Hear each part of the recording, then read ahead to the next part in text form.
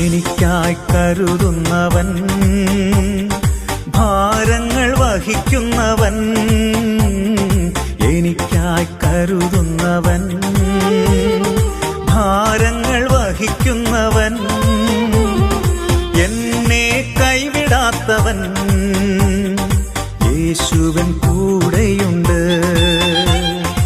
എന്നെ കൈവിടാത്തവൻ, യേശുവൻ കൂടെയുണ്ട്.